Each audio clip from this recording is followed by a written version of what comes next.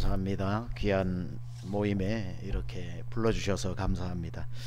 제가 생각을 할 때는 제가 여기 앉아 있어야지 여기 있을 사람은 아닌데 어떻게 저희 교단 총무님께서 이런 모임이 있는데 참석해서 좀 강의를 해주시겠냐고 작년에 그렇게 말씀하셔서 또 제 치명적인 약점이 예스맨입니다. 그래서 알겠습니다 해서 작년에는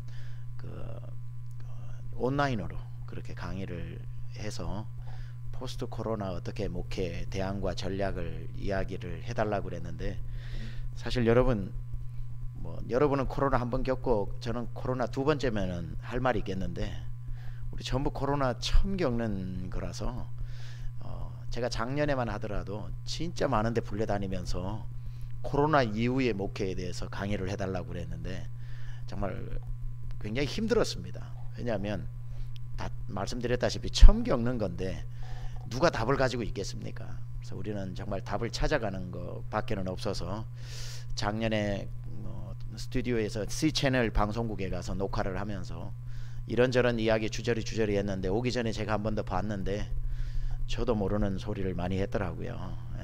아마 그게 당연한 것 아닐까 이렇게 생각을 하고 오늘도 이렇게 오면서 이제 어떤 말씀을 전할까 얘기하다가 또 강의안을 보내달라고 그랬는데 강의안을 이렇게 두서없이 만들어서 보내면서 제가 오는 중에 이렇게 생각했습니다. 강의안은 없던 걸로 하고 그냥 제 솔직한 얘기들을 좀 나누는 게 훨씬 더 우리 목사님들께 도움이 되겠다 하는 그런 마음이 문득 들었습니다. 그래서 좀 딱딱한 강의를 강의안으로 가지고 이야기하는 것보다 여러분 그냥 제가 겪었던 이야기들 아마 그 중에 한 가지라도 목사님들 목회하시는데 도움이 될 수 있다면 그게 더 낫지 않을까 생각하는데 괜찮으시겠습니까? 예.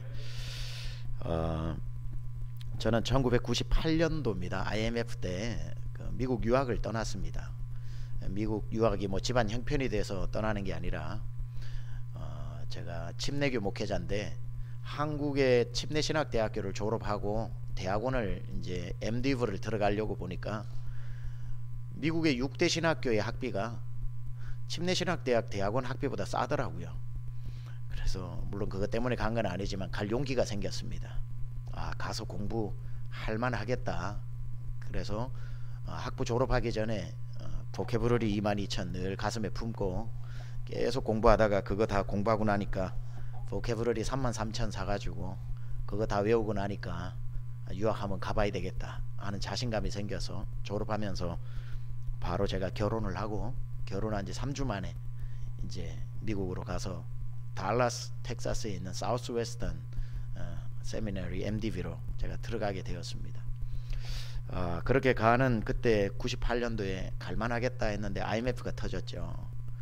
그러다 보니까 조금 유학비를 모아두었던 돈이 환율이 한 1,700원 1,800원이 되어버린 겁니다. 그러다 보니 모아둔 돈의 절반이 딱 되고 나니까 미국에 도착을 하고 첫 번째 학비를 내고 그때 굉장히 쌌습니다. 그 6개 신학교 침례교는 한 학점당 학비가 100불이었었어요. 10만원. 그러니까 3학점이 한 과목이면 30만원이면 되었고 제가 12학점을 유학생은 무조건 9학점 이상을 해야 됩니다. 유학생 풀타임 학생이기 때문에. 그래서 한 과목 정도 더 하면 12학점을 1200불 여기로 돈으로 한 130, 40만원이면 됐던 겁니다. 그러니까 130만원 40만원이 한 학기의 학비니까 얼마든지 가능하겠다 생각을 하고 학비를 내고 부부 기숙사에 이렇게 등록을 하고 이렇게 공부를 시작을 했는데 6개월치 부부 기숙사비를 내고 또 학비를 내고 이렇게 저렇게 하다 보니까 한 1,000만원 정도 가지고 유학을 떠났는데 6개월 만에 다 바닥이 나더라고요. 그때부터 이제 고난의 행군이 시작이 되는데 고난의 행군은 일하는 거죠. 일하면서 다행히도 그 IMF 나라에서 온 유학생들한테는 밖에서 일하는 워크 퍼밋이라 그래서 노동 허가증을 줬습니다. 그래서 그걸 딱 100불을 주면은 나라에서 그걸 허가증을 주었는데 저와 저희 아내가 그때부터 이제 이건 유학하러 온 건지 일하러 온 건지 모를 정도로 낮에는 풀타임 학생으로 일을 하고 저녁 6시부터는 학교 청소를 하고 밤 11시면 집에 와가지고 밥 먹고 그리고는 숙제하면은 새벽 2, 3시가 됩니다.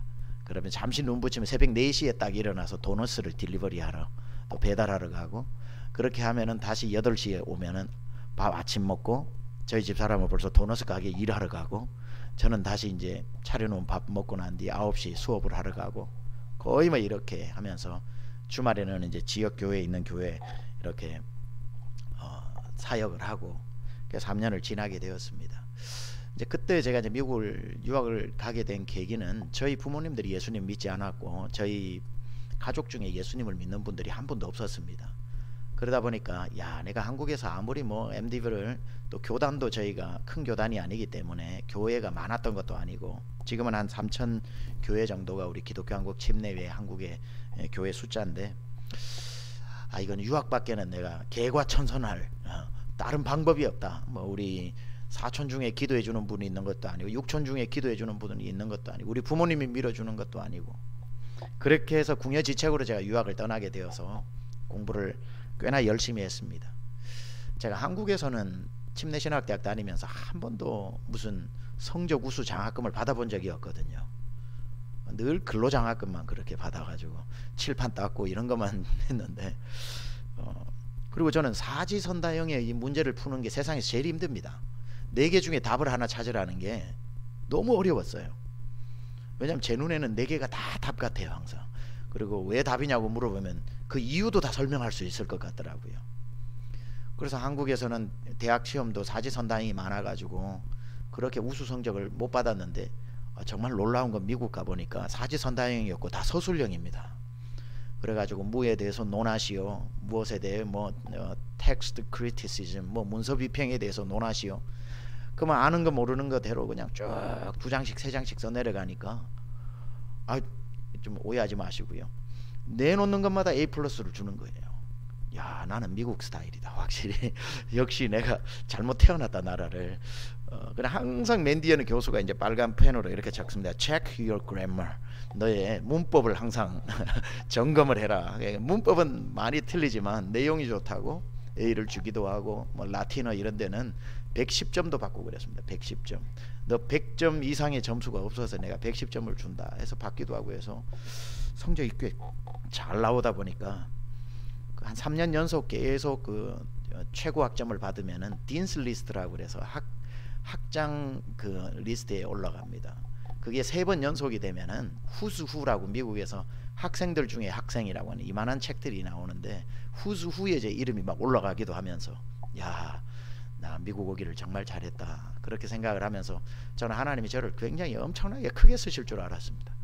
굉장히 크게 쓰실 줄 알고, 이제 한국으로 어느 교회가 부를까, 뭐 아니면 달라스 같이 군소도시가 아니라 뉴욕이나 최소한 로스앤젤레스에서 나를 부르면 달려가야 되겠다, 그렇게 생각을 하고 MDV 마지막 학기를 이제 두고 있는데, 제가 섬겼던 교회가 그때 사랑마을교회라고 하는 개척된 지 이제 한 6개월 2년 정도 되었던 교회인데요, 제가 시작할 때부터 그 교회 우리 목사님하고 같이 연합을 해가지고 제가 옆에서 동력을 하면서 부사역자로 시작을 했는데, 교회가 2년 반 동안 굉장히 풍파를 겪고 모진 환란을 겪고 교회가 다 풍비박산이 나와가지고 떠나버린 상태에서 성도가 한 15명 정도 남아있던 교회였는데, 저는 이제 MD 마지막 학기가 남아있고 그 교회 전도사였고, 목사님은 담임 목사님이었고 사우스웨스턴 PhD를 하고 계셨고, 성도는 이제 2년 반 동안 꽤 숫자가 있었는데 다 한 80여 명이 떠나고 한 15명 정도 남아있는 상태에서 갑자기 목사님께서 이제 PhD를 마치시고 캐나다에 있는 노던 베프티스트 세미너리라고 하는데 교수님으로 이제 청병을 받아 가게 되었습니다. 갑자기 목사님이 떠나면서 이제 저를 불러가지고 이 교회를 맡아달라고 이야기를 하는 겁니다. 그때 한 뭐 성도 10명에서 15명 사이 정도였는데, 제가 우리 성도들 너무나도 잘 알고 그런 뭐 어떤 뜻을 같이 해가지고 비전을 쉐어링하거나 어떤 뭐 할 그런 분들이 전혀 없었습니다. 그냥 낮에 주일날 미국 교회를 빌려서 오후 2시에 예배를 드리다 보니까, 오후 2시 예배밖에 없는 교회에 오시는 분들은, 달라스에 있는 분들은 다 도너스 가게를 하시는 분들이에요. 그러니까 주일날 난 12시까지 도너스를 하고 그리고 이제 문을 닫고 집에 가는 길에 교회 오는 분들이고, 주일날 일 안 하는 분들은 한인교회 중에 오전 예배에 있는 데로 가는 거죠. 그러니까 저희 교회는 12~13명 중에 한두 분을 제외하고 다 도너스 가게를 하는데, 그 말은 뭐냐면 다 밤새우고 일하고 지금 와서 앉아있기 때문에 이분들이 앉아서 설교를 듣는다는 자체가 기적인 분들입니다. 밤새우고 난 뒤에 잠 한숨 안 자고 앉아있으니까. 그리고 이만저만한 가정의 어려움도 있고 뭐 여러 가지들 힘든 열 몇 명이지만 세상의 모든 사연을 다 짊어진 분들입니다. 그걸 너무나도 잘 알기 때문에 제가 목사님은 이런 지하에 거절을 했죠. 저는 이민교회 목회 안 합니다. 목사님, 저는 공부 마치고 한국으로 가겠습니다. 그렇게 하는데 목사님께서 한 달 후에 이제 발령을 받아 무조건 가게 되었으니, 교회가 한 달 후에는 어찌 되었든 없어지든지 제가 맡으면 몇 개월이라도 존속하든지, 그 뭐 정말 바둑으로 말하면 제가 아다리에 걸린 겁니다. 기도를 하다 보니 하나님께서 네가 하는 거 아니니까 순종하라는 마음을 주셔가지고 목사님 앞에 찾아가서 거의 울었죠. 목사님, 이거 나온 답을 저에게 주셔가지고 이건 할 수 없이 제가 해야겠네요 하니까 목사님은 너무 좋아하시죠. 그래서 참 그것도 주의 은혜인데요.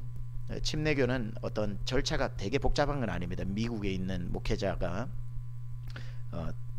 목사 안수를 받는 데 있어서 지방의 시치가 굉장히 중요하고, 지방에서 하는 그 오럴 테스트가 중요하고, 그리고 난 뒤에 소논문을 한 50페이지 정도짜리 쓰면 되고, 그 논문 테스트에 실패하면은 백업 논문을 쓰면 되는 것, 이 정도를 해가지고 뭐 몇 개월만 준비를 하면 목회자가 되는 데는 큰 어려움이 없습니다. 물론 까다로운 분 만나면 오럴 테스트에서 계속 몇 번 이렇게 빠꾸빠꾸 당하기는 하고, 논문 가지고 트집 잡는 분 만나면은 논문 몇 편을 써내야 되는 어려움은 있지만, 그래도 크게 어려운 건 아니라서 담임 목사님께서 떠나기 전에 그 달라스에 있는 그 목사님들, 시치위원들을 불러가지고 저를 앉혀놓고 시치를 한 겁니다.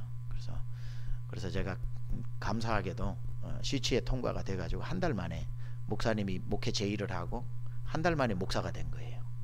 MDV를 마치지도 않았던 exceptional case라고 해서 담임 목회자의 공석으로 말미암아 필요에 의해 목사로 세워 맡긴다, 뭐 이런 식으로 해가지고 제가 2002년 7월 마지막 주에 이제 목사 안수를 받게 됩니다.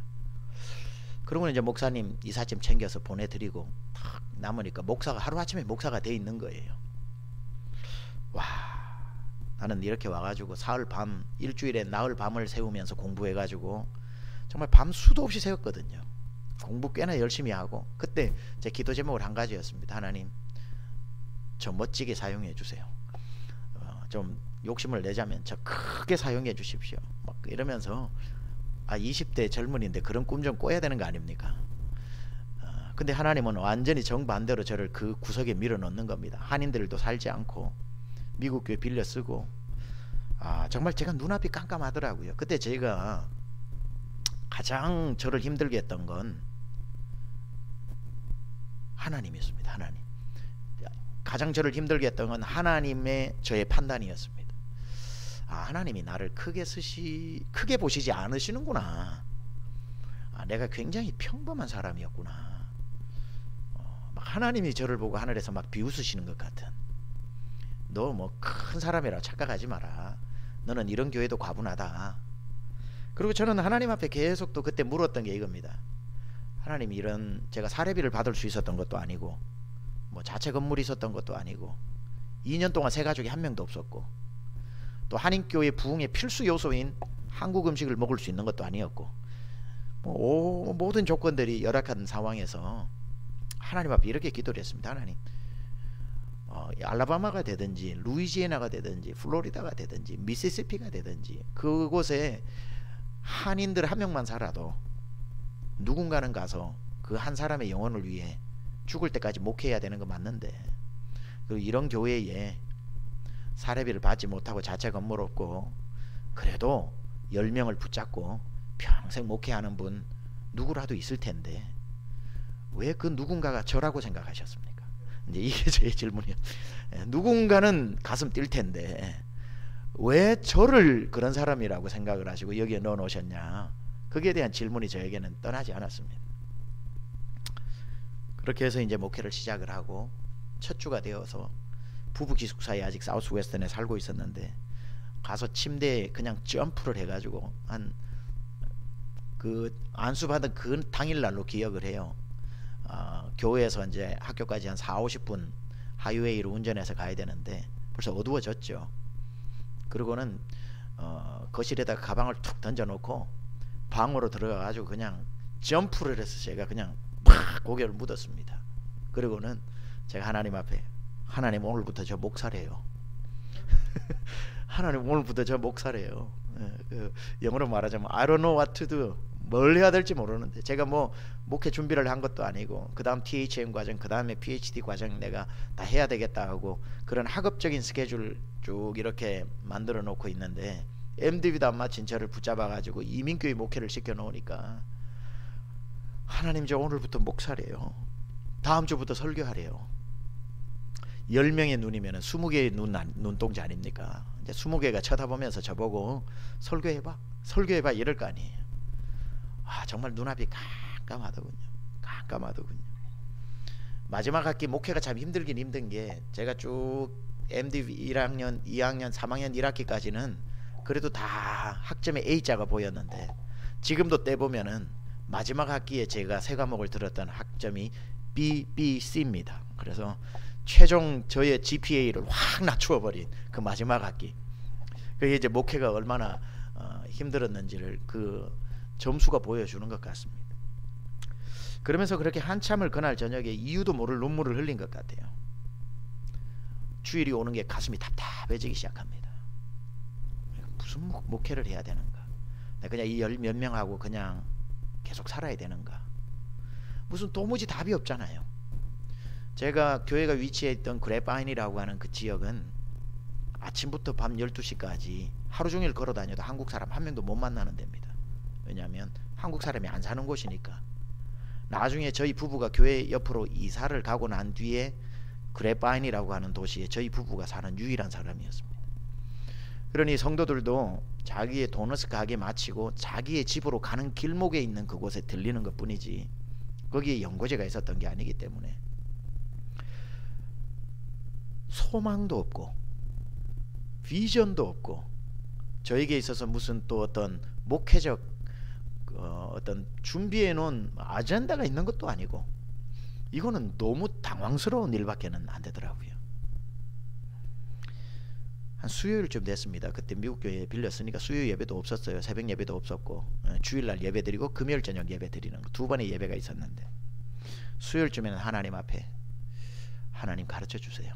무슨 목회를 해야 되는지 가르쳐 주세요. 가르쳐 주시면 그대로 할게요. 제가 그대로 할게요. 가르쳐 주세요. 참 여러분, 이게 간절한 기도는 응답이 됩니다. 저에게는 그랬었어요. 하나님이 항상 제 목회 가운데 몇 번 굉장히 중요한 모멘텀을 주셨는데, 감사하게도 간절하다 보니까 하나님도 간절하셨던 것 같아요. 답을 주시는데요, 그때 제 마음이 어떤 마음이 들었냐면, 이거 뭐 신비로운 거다, 신비주의다 해도 여러분 저는 할 말이 없어요. 정말 신비로운 일이었기 때문에 종이를 가져와라 이런 마음이 딱 드는 거예요. 그래서 제가 프린트기에 들어있는 그 레터 용지, A4 용지를 한 움큼 빼가지고 제 앞에 딱 놓았습니다. 책상 앞에. 그 기숙사에서, 부부 기숙사에서, 부부 기숙사라서 방이 2개였는데 저 공부방으로 사용하고 있는 거기에. 그리고는 딱 펼쳐 놨는데, 예, 주님 종이 가져왔습니다. 그러니까 갑자기 무슨 단어 하나가 딱 떠오르는 거예요. 그 단어 하나가 딱 떠오르는데, 그 단어가 뭐냐면 WORLD라고 하는 그 단어가 딱 떠올라가지고 대문자로 제가 WORLD를 딱 썼습니다. 그리고 제가 하나님께 물었죠. 이거 월드 아닙니까? 세상.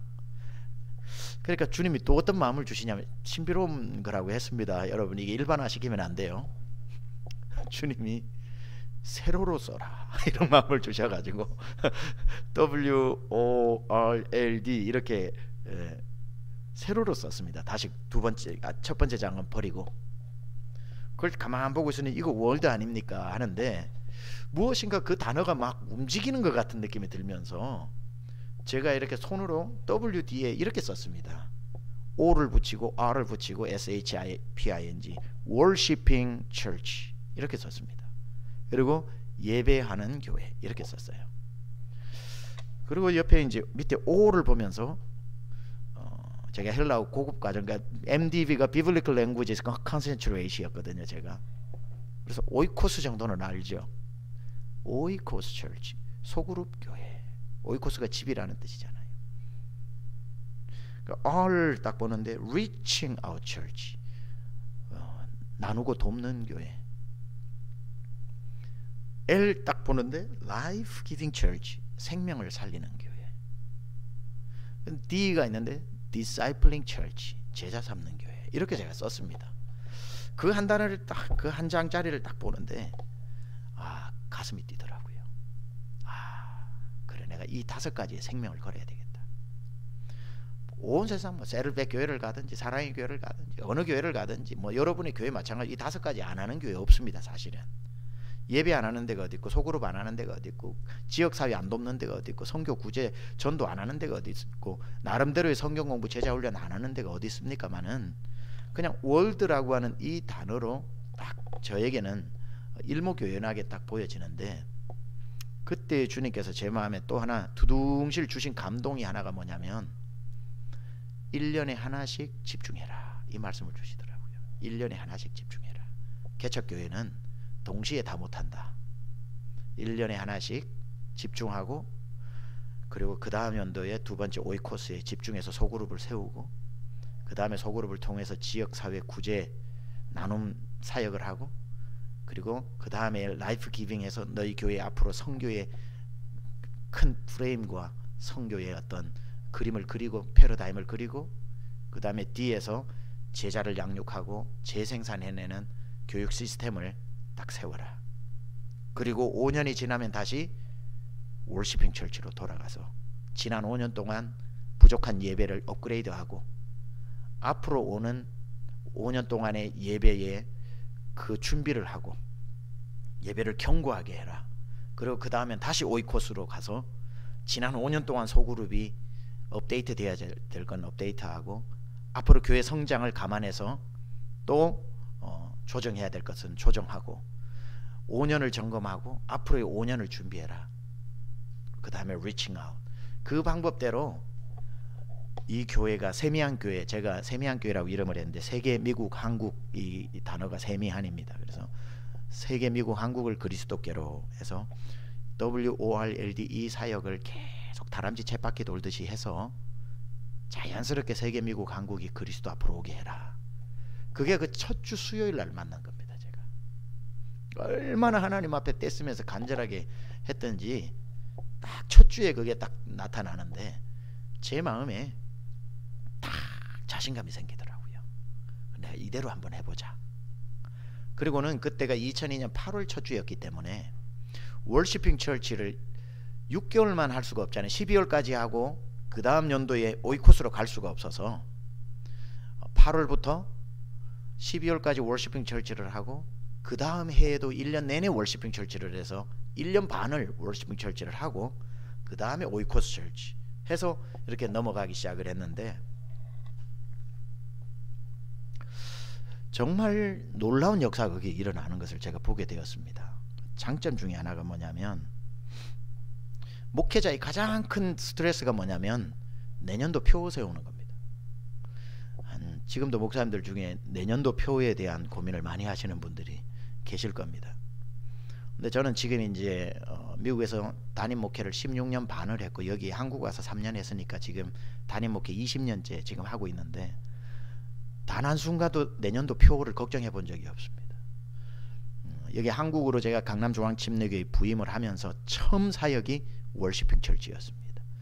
두 번째 사역이 오이코스 철치였고, 지금 이번 연도가 리칭 아웃을 하고 있고, 우리 강남중앙침례교회 모든 성도는 내년도 표를 알고 있습니다.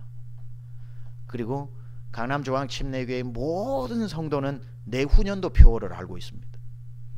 강남중앙침례교회 모든 성도는 계산기만 가지면 2087년도 표를 알고 있습니다.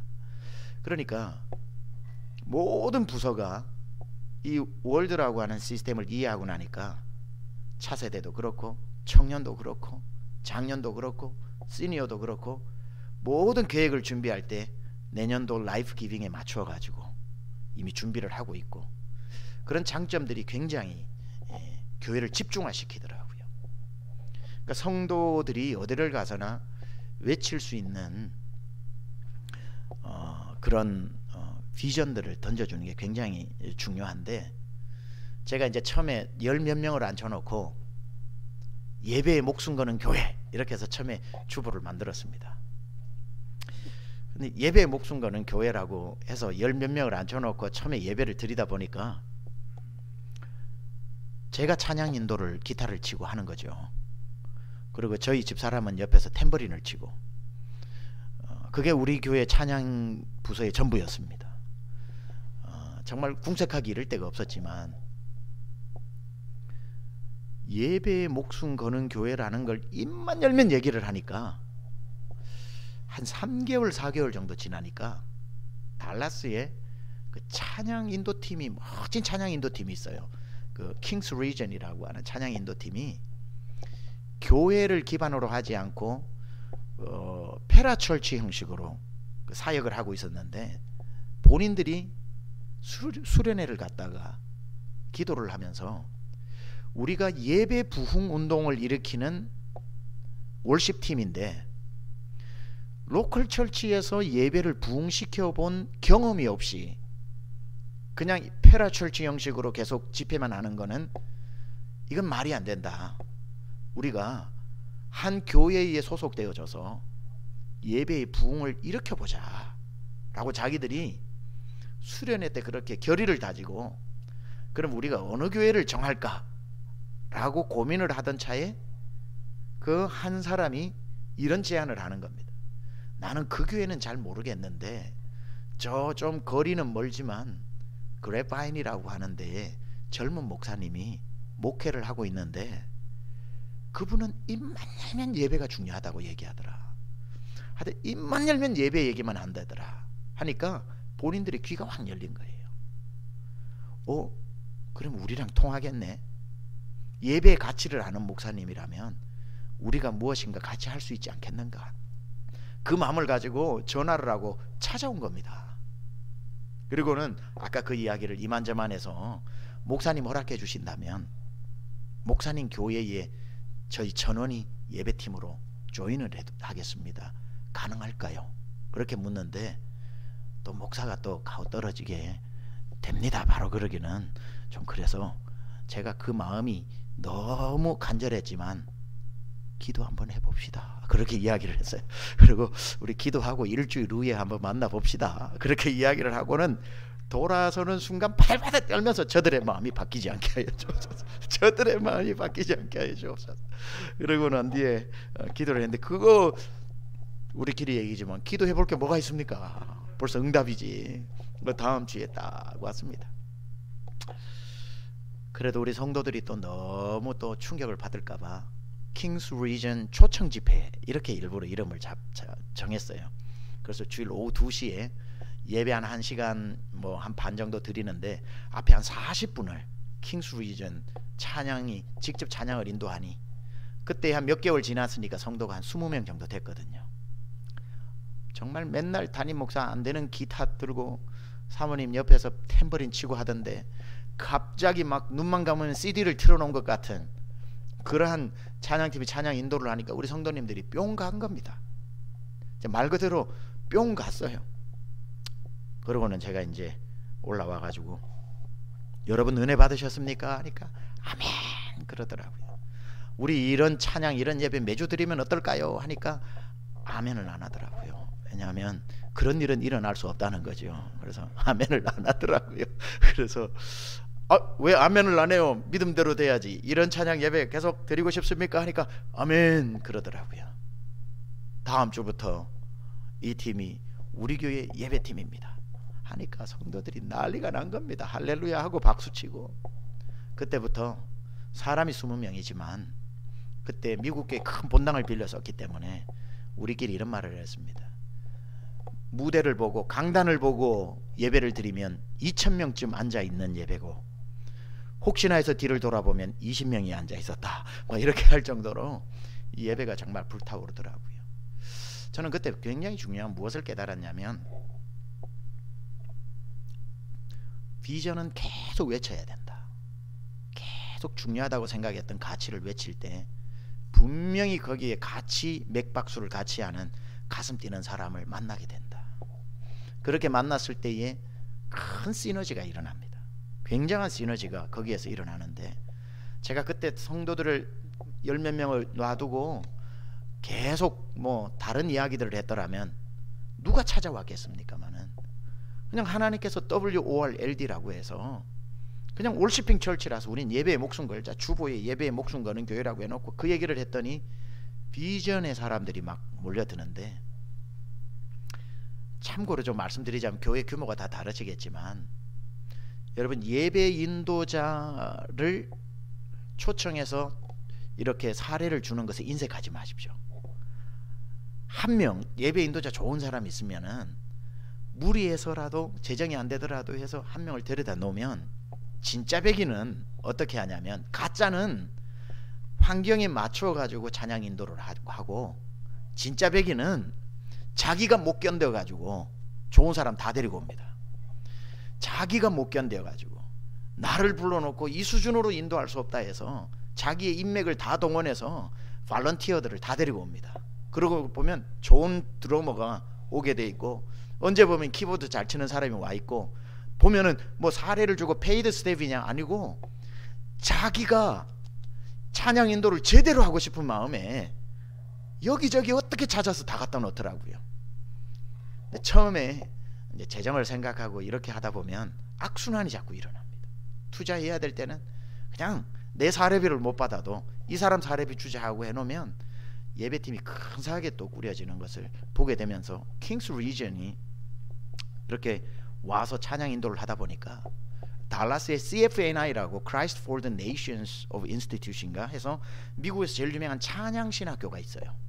그러니까 미국에서 유명한 월십 리더들은 거기에서 다 공부를 했다고 할 수 있고, 이제는 그 옆에 달라스 베프티스트 유니버시티라고 거기에 월십 스쿨이 생겨가지고 유명한 사람들이 이제 DBU로 많이 모이기 시작을 하는데, 그 CFNI에 한국에 있는 유명한 뭐 지금 예수전도단 어노인팅 월십 하는 분, 그리고 CCC 전체 박종술 뭐 하시는 분 다 찬양 인도자들이 달라스에 거기 와서 1년 또는 2년 다 공부하고 갑니다.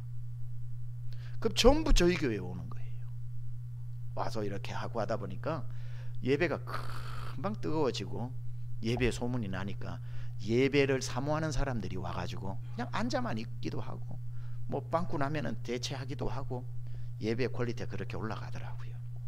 근데 교회를 오는 사람들의 성도들의 취향은 다 다릅니다. 그러니까 교회론이 다 다르다는 건데요. 새로운 성도가 왔을 때에 뭐가 중요합니까? 교회가 그러면 예배가 중요하다는 사람이 가장 많고요. 사실은 그 다음에 제가 경험에 의하면 선교가 중요하다라고 하는 사람이 그 다음 많고, 교회가 구제단체처럼 생각해서 교회는 불쌍한 사람 돕는 데다 라고 하는 데가 많고, 또 타주에서나 자기의 신앙의 성장 배경에 따라서 교회는 성경 말씀을 배우는 곳이다 라고 하는 그런 데가 있고, 저희 가까운 도시 휴스턴에, 가까워도 4시간입니다만은 휴스턴에 서울교회, 서울침례교회 최은기 목사님 가정교회 이런 경험을 가진 분들은 소그룹이 중요하다, 이렇게 다 나름대로의 교회의 무게중심이 달라요. 그러다 보니까 교회를 왔는데 이 교회 목사는 예배만 이야기를 하니까 세 가족이 이제 마치고 난 뒤에 와서 이렇게 묻습니다. 목사님, 이 교회는 선교 안 합니까? 사실 그때 이대로 선교사님이라는 중국에 있는 선교사님 한 분밖에는 돕지 않았는데, 우리 한국에는 목사님들이 교회를 개척하자마자 담임 목사님 사례는 못 받아도 선교사님 돕고 시작하는 선교 DNA 미셔널 철치들 아닙니까? 대단한 우리 한국 교회죠. 그런 정황에서 봤을 때 이 교회는 예배는 굉장히 집중을 하고, 보니까 예배 마이크도 좋은 걸 사가지고 재정 투자하는 것 같은데, 사실 그거 저희 게 아니라 킹스 리전 거였는데, 이런 뭐 스피커도 좋은 거 하고 컨솔도 좋은 거 갖다 놓고 가는데 선교를 안 해? 이렇게 이야기를 하잖아요. 비전이 얼마나 중요하고 교회의 목회적인 WORLD가 얼마나 중요하냐면, 우리 성도 중에 한 명을 좀 이렇게 쫙 반듯하게 생긴 한 분을 제가 거의 세뇌를 시켜가지고 브로셔 하나를 딱 만들고, 그런 질문하는 사람 딱 붙여가지고 저쪽 방으로 들어가게 하면, 우리 교회에 선교할 겁니다. 그래. 어떻게 해요? 그러면 WORLD 딱 해서 지금 2002년이라서 우리 교회가 2005년도에 이제 라이프 기빙 처치가 되었을 때에 우리 교회가 이런 국내 선교, 해외 선교, 이런 선교를 감당할 겁니다 라고 이야기를 하잖아요. 다 감동을 합니다.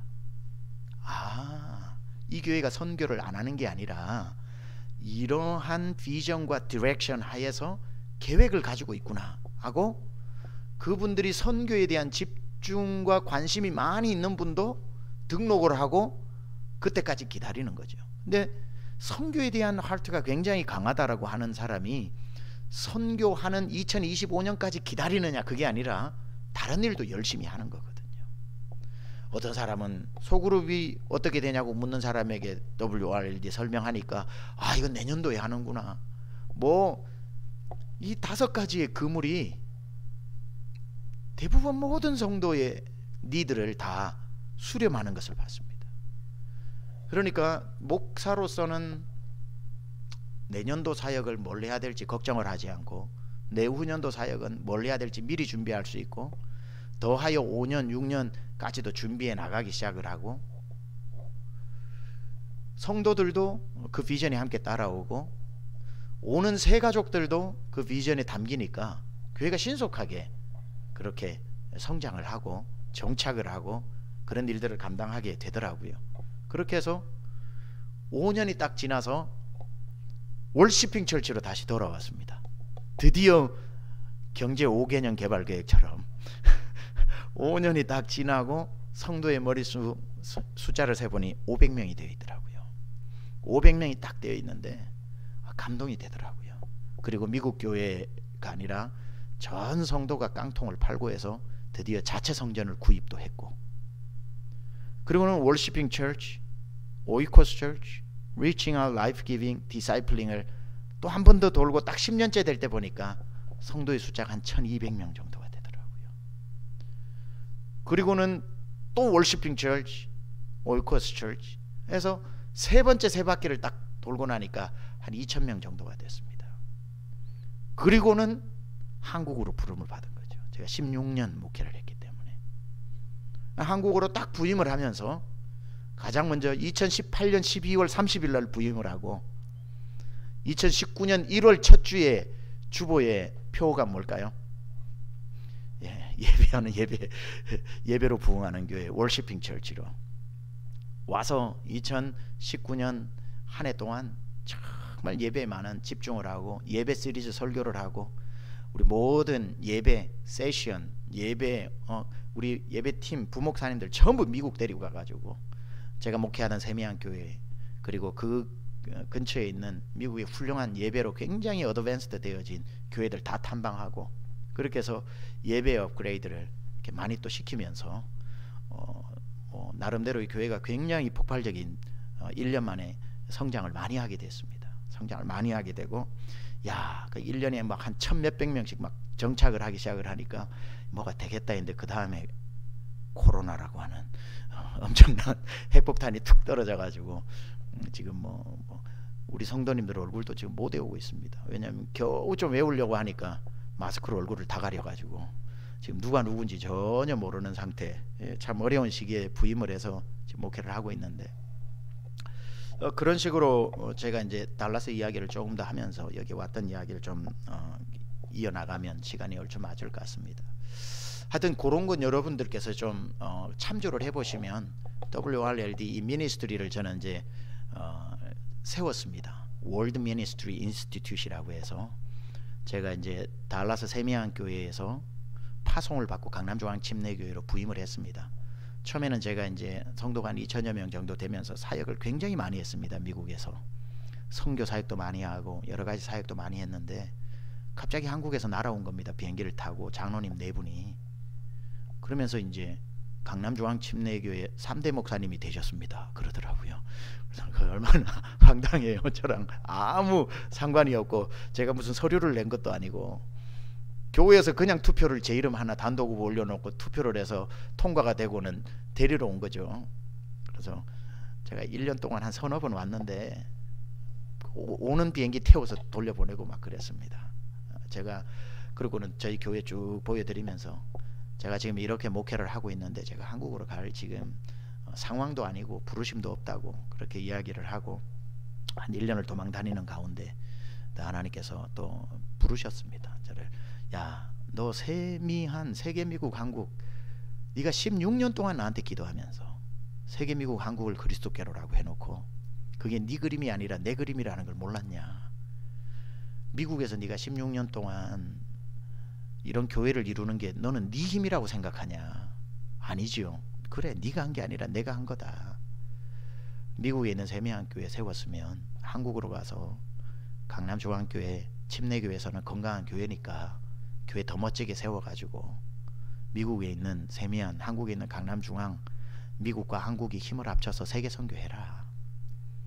야, 세미한 비전이 하나님의 비전이었다는 것을 알고 제가 순종을 하고 그때 우리 성도들 앞에서 성도들은 난리가 났죠. 그 얘기 소문이 안 나겠습니까? 목사님 정말 갈 겁니까? 어떻게 할 겁니까? 성도 중에 한 명은 제 앞에 들어누워서 날 밟고 가십시오 이러고 하는데 그럼 이렇게 해서 안 갑니다. 내가 왜 갑니까? 걱정을 하지 마세요. 그렇게 이야기를 하고 1년을 지났는데 하나님의 그 부르심이 탁 오고 나니까 이건 이제 성도들 앞에 발표를 해야 되는데 그 괴로움이야 이루 말할 수가 없죠. 근데 역시 비전의 힘이 무섭습니다. 비전의 힘이 무서워요. 그날 저희 이제 예배당이 한 2,500석 정도 됐는데 2부 예배가 한 1,700명 정도가 예배를 드렸습니다. 그때 제가 한국으로의 부르심을 이야기하고 고민했던 이야기 1년간의 이야기도 묵상 글을 쭉 이야기하면서 세계 미국 한국 비전을 이야기했습니다. 하나님의 그림이었고 이게 하나님의 세미한의 비전이었던 것 같습니다. 미국의 세미한 교회 이렇게 이토록 우리의 능력을 초월해서 건강한 교회가 세워졌다면 한국에 가서 강남중앙 침례교회 저 힘있는 침례교회 장작교회인데 잘 세워서 우리 둘이 형제교회 되어가지고 온 세계 교회 개척하면서 세계 선교해보라는 하나님의 그림이었습니다. 제가 16년 동안 여러분에게 외쳐왔던 이 그림 여러분 함께 비전에 동참할 수 없겠습니까? 가장 영향력 있는 우리 교회 성도님 한 분이 예배 중에 그때 탁 일어나서 목사님 보내드립시다. 전 성도가 박수를 쳤습니다. 전 성도가 박수를 치고 그럼 우리 주먹 쥐고 한번 따라합시다. 세계와 미국과 한국을 그리스도께로 몇 번을 울면서 외치고 11월 2018년 11월 달에 그때도 전 성도가 한 1,700명 정도가 파송 예배에 왔더라고요. 2시간 20분짜리 파송식을 해주어서 한국으로 오게 되었는데 그래서 지금은 두 교회가 형제교회가 됐습니다. 오자마자 첫 해에 우리 강남중앙침례교회 청년들 110명, 장로님들 10명 여름에 달라스로 날아갔습니다. 달라스로 날아가서 세미한교회 청년 한 200명 그렇게 해서 300명이 같이 3박 4일 동안 연합 수련회를 하고 주강사는 저와 세미한교회 제 후임 목사님 둘이 같이 주강사를 하고 2주 동안 흩어져서 7개 지역 인디안 네이티브 아메리칸들 인디안 지역 우리 세미한교회 제가 목회하면서 개척해 놓은 7개 지역 저 아리조나 지역에 뉴멕시코 지역에 흩어져서 선교를 하면서 지금은 두 교회가 한 교회가 됐습니다. 그래서 두 교회가 한 교회 같이 비전으로 형제 교회가 되어져서 드디어 이제 월드 미니스트리 인스티튜트를 만들어 가지고 지금 여러 가지 사역들을 또 감당하게 되었는데 제가 이제 미국에 있으면서 reaching out 라이프 기빙을 할 때 라이프 기빙 이야기를 좀 드리고 제가 여기 왔을 때 라이프 기빙을 여러분에게 도전으로 좀 마무리하면 제 시간 될 것 같아요. 이제 세미한교회 계속 성장을 하고 하는데 선교에 대한 어떤 라이프 기빙이 되었을 때 한 2바퀴 정도 돌았을 때입니다. 교회가 규모가 있고 영향력이 있을 때 하나님 우리 교회의 라이프 기빙 무엇에 집중하시기를 원하십니까? 그렇게 기도를 하는 중에 하나님께서 보여준 민족이 아까 말씀드렸다시피 미국 내 인디안들이었습니다. 인디안들. 저희가 남미 선교도 많이 하고 텍사스에 있었기 때문에 남미 선교도 많이 하고 방글라데시에도 초등학교 중학교를 세웠습니다. 그런 이디오피아에도 한 마을을 입양해 가지고 거기에 클리닉도 세우고 그 우물도 파주고 하면서 그 마을 디벨로핑 하는 걸 하기도 했고, 세계 선교를 물론 했지만 모든 교회들이 하고 있는 것이 아니라 우리 교회에게 주신 하나님 선교가 어떤 것입니까? 라고 했을 때에 그때 딱 보여주신 게 뭐냐면, 미국에 잃어버린 3세계인 미 원주민들의 눈물을 닦아주라 라는 마음이 딱 주셔가지고, 미 원주민들의 사역은 백인들이 접근을 못합니다. 백인들과의 어떤 그 슬픈 역사를 가지고 있기 때문에 그때 제가 무릎을 치면서 이건 미국에 있는 한국 교회들이 감당해야 되는 것이다. 그리고는 제가 차를 몰고 15시간을 우리 부목사님하고 우리 협력 선교사님 한 명을 태우고 제 차로 15시간을 뉴멕시코로 달려갔습니다. 그리고는 그 광활한데 십자가가 그 완전히 사막 같은데 집이 한 채씩 있어요. 그 한 채 한 채를 다 돌면서 십자가 비슷한 게 세워진 데 교회거든요. 이단 교회도 많이 들어와 있습니다. 들어가 가지고 접촉을 하면서 당신들 단기 선교팀이 있냐? 없다. 그러면 우리가 와도 되겠냐? 와주면 너무 고맙지.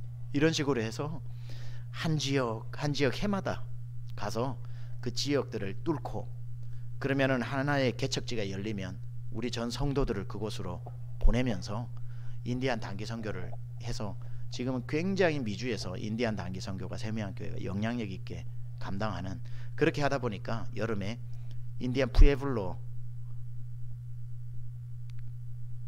나바오, 뭐 아파치, 코만치 이런 족들이 많이 있어요. 자기들끼리 교류를 안 해요. 그런데 저희가 이제 1년에 한 번씩 그 인디안 선교 축제를 하면은 한 14개 교회 한 대여섯 개 부족들이 다 모여가지고 축제를 하고 컨퍼런스를 하는데 저희 교회가 그걸 섬기고 그런 일들을 하면서 선교 사역들을 감당하게 되었고, 두 번째는 달라스에 난민들이 어마어마하게 들어오고 있습니다. 그래서 우리가 우리가 미국에 있으면서 백인들 선교하는 거는 좀 맞지 않고, 백인 교회가 백인 선교하면 되니까 난민들을 섬겨보자. 그렇게 해서 전 성도 신청받아 가지고 도시 선교사를 만들어 가지고 난민집을 방문하게 해서 우리 교회에서 도시 선교사로 파송해주면 그 집으로 가서 애들 영어 가르쳐주고 정착하는 거 도와주고, 그 도시 선교사로 가정에 못 가는 우리 성도들은 치과 의사도 여러 명 있었기 때문에 뭐 미용사들도 많이 있고, 그런 분들은 자기의 가게를 어떤 그 선교의 자원으로 내어놓아서 도시 선교사로 들어간 그 난민들을 치과 치료가 필요하면은 우리 교회 집사님 치과로 데리고 와가지고 치료를 해주는 식으로 하면서 달라스 내에서 굉장한 난민 선교에 대한 그 사역들도 많이 감당하고 한 도시를 변화시키는 그런 미셔널 철치의 역할들을 잘 감당하고 있습니다. 그럼 너무 긴 얘기고 많아서 그만하고요. 이제 한 5분 10분 정도 남았는데, 제가 이제 한국으로 와서 제 눈에 들어왔던 하나의 미션 필드가 있습니다. 선교. 한국으로 와서 여러분, 한국에 들어와 있는 외국인 근로자가 몇 명 정도 될 것 같습니까? 외국인이 한 250만 명 정도 됩니다. 지금 현재 250만 명 정도가 되는데, 제가 처음에 한국으로 와서 제 눈에 딱 들어온 건, 제가 미국에서 살다 보니까 소수민족들, 저도 소수민족으로 살았잖아요, 미국에서. 그러니까 이 소수민족들이 눈에 딱 들어오더라고요. 나아가서 전해야 하는 땅끝도 있지만 우리 곁에 다가온 땅끝이 있다. 다가온 땅끝이 있다. 그래서 다가온 땅끝이라는 것을 제가 좀 천명을 하고, 우리 강남조강 침례교회에 한국에 들어와 있는 250만 명에게 복음 전하자. 그러면서 제가 강남에 살고 있는 대단한 우리 교회 성도들한테 오자마자 새로운 신빙 목사가 그랬습니다. 제 소원이 있다면 우리 교회의 권사님 중에 우간다 출신 권사님이 나와야 되고, 우리 교회 장로님 중에 말레이시아 출신 장로님이 나올 때까지 우리 교회는 선교해야 된다. 그렇게 이야기를 하면서 처음에는 아멘을 적게 하더니만 나중에 하도 자주 얘기하니까 이제는 아멘 크게 합니다. 그러면서 이 땅에 보내주신 땅끝의 사람들에게 복음을 전하자. 복음을 전하자. 그러니까 성경에 그들을 예수 믿게 하라라고 하지 않았습니다. 그건 우리의 영역이 아니잖아요. 구원은 하나님의 영역이잖아요. 우리에게 하신 거는 복음을 전하라고 그랬거든요. 복음을 듣게 하여 믿든지 믿지 않든지 그건 하나님의 영역에 맡기자. 복음을 전하는 걸 한번 해보자 하면서 하나님 어떻게 할까요? 어떻게 할까요? 기도하는 중에 저에게 주시는 아이디어가 하나 있었습니다. 교회가 조금 힘이 되니까 이런 아이디어도 실천이 됐다고 보긴 하는데 외국인 근로자 축구 대회를 한번 해보자. 월드컵, 외국인 근로자 월드컵을 한번 해보자. 골프 대회를 하면 아무도 안 오겠죠.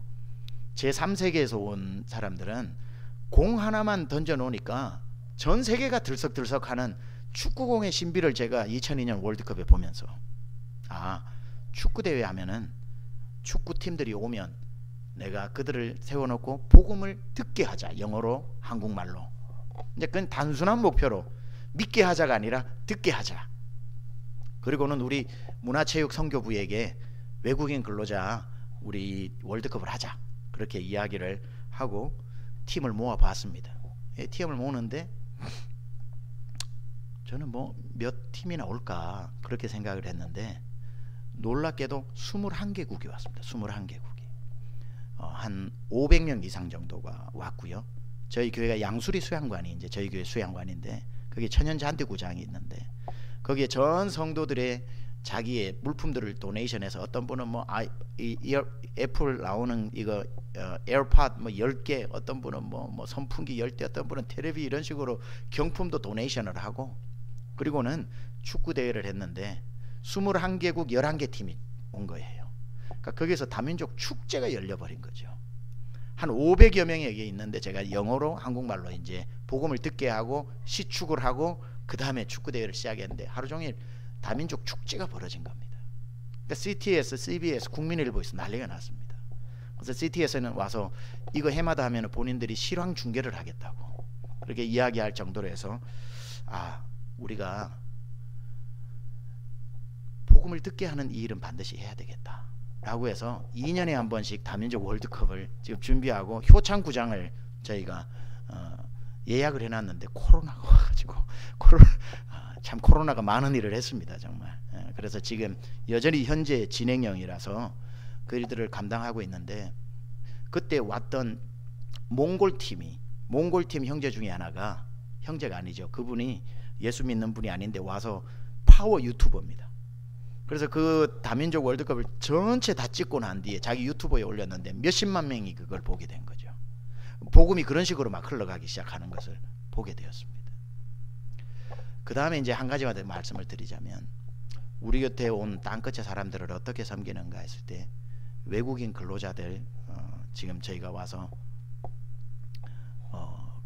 정기검진, 외국인 정기검진을 한 지역을 선택해서 포천에 있는 사람 매달 30명씩 저희가 포천에서 인천에 있는 세종병원까지 1시간 버스에 태워가고 정기검진 시켜주고, 또 정기검진 또 다시 포천으로 태워오고 할 때에 복음버스를 만들었습니다. 복음버스.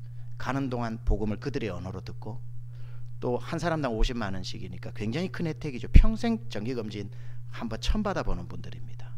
난민들, 외국인들, 나그네들을 환대하자. 그렇게 해서 복음을 전하는 일을 지금에서 1년에 360명씩 그렇게 지원하는 사역들을 감당하고 있는데, 여러분 혹시 제가 이게 너무나도 뭐 거창한 얘기가 될까 싶어서 조심스럽지만 제가 드리고 싶은 말은 한 가지입니다. 복음은 여전히 전할 기회가 열려 있다는 거. 우리의 눈을 열면 주님이 이렇게 말씀하셨어요. 이걸로 마무리할게요. 요한복음 4장에 예수님 사마리아 여인하고 얘기할 때 제자들 먹을 것을 찾으러 동네로 내려갑니다. 그러고 난 뒤에 먹을 것을 구해서 딱 올라왔을 때 예수님이 제자들에게 뭐라고 얘기하시냐면, 눈을 들어 밭을 보라, 희어져 추수할 때가 되었다, 이렇게 이야기를 하십니다. 주님이 그 말을 하신 이유가 뭐냐면, 너희들이 동네로 내려가서 무엇을 보고 왔느냐 이 말이거든요. 너네들이 밥을 구하러 가서 맥도날드를 가고 버거킹을 가고 저 뭐 웬디스를 가고 어디에 식당이 있는지를 찾아다니고 너희 양손에 음식을 가지고 왔던 너희에게 묻는다. 너희들이 밥을 찾으러 다니던 그 시간에 너희들을 살려달라고 외치던 그들의 눈동자가 보이더냐? 너희는 내려가서 식당만 보고 왔느냐? 그들의 영혼을 보고 왔느냐? 다시 다녀온 그 길을 눈을 들고 봐라. 내 눈에는 휘어져 추수할 때가 되었다. 우리는 코로나 때문에 새로운 선교의 대상들이 확장되고 있습니다. 이곳에 와 있는 땅끝의 사람들, 우리에게 여전히 선교의 대상이고, 마을을 살리는 마을교회 목사님들, 저희도 작년에 30개 마을 사역 가장 잘하는 목사님들 초청해서 500만 원씩 지원하면서 오로지 마을을 위해서 여러분 사용해서, 교회들 다 손가락질 받을 때 동네 사람들한테 한국 교회 다 썩었는지 몰라도 우리 동네 저 교회는 괜찮더라, 그 칭찬만 받아달라고 부탁을 하면서 계속 마을교회 살리기 운동하고 있습니다. 마을도 살아야 하고 다가온 땅끝도 살아야 하고, 그러다 보면 열심히 사역하는 교회는 하나님이 또 살려주시더라고요. 계속 사용하시더라고요. 처음에 설 때 할 얘기가 없어서 무슨 얘기 하나 싶었는데 하다 보니 할 얘기 너무 많아서 길어질까봐 여기서 마무리하겠습니다. 하나님 감사합니다. 부족한 종의 이야기가 혹시 자랑이나 부담으로 다가오는 것이 아니라 또 고민하고 무릎 꿇고 하나님 앞에 묻고 물으면 우리 목사님들 교회에 맞게끔 하나님이 남겨두신 사역들이 있을 줄 아오니 하나님 눈을 들어 보게 하여 주시고, 주님이 무엇을 원하시는지를 주님의 시선으로 보게 하여 주셔서 우리 이를 통해 구원해야 될 이 땅에 온 나그네들, 또 이 나라 이민족 백성들, 주님을 멀리 떠나버린 사람들, 코로나 중에 이탈한 사람들, 다시 구름대같이 주님의 교회로 모여드는 그 환상이 현실이 되게 하여 주시고 우리 목사님들을 그렇게 사용하여 주옵소서. 예수님의 귀하신 이름으로 기도드렸사옵나이다. 아멘. 고맙습니다. 박수로요. 목사